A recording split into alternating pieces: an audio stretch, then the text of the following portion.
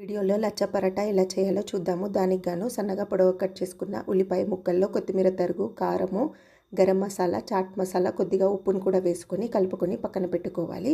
ఇప్పుడు మల్టీగ్రెయిన్ ఆటాతో చపాతీని ఒత్తుకున్నాను. మీరు ఏ పిండైనా వాడుకోవచ్చు దీనికోసము. ఇప్పుడు చపాతీ పైన నెయ్యి కానీ నూనె కానీ వేసుకొని బాగా అప్లై చేసుకున్న తర్వాత ఉల్లిపాయ మిశ్రమాన్ని వీడియోలో చూపిస్తున్న విధంగా పెట్టుకోండి. ఇప్పుడు చపాతీని అనేది రోల్ చేసుకోవాలి.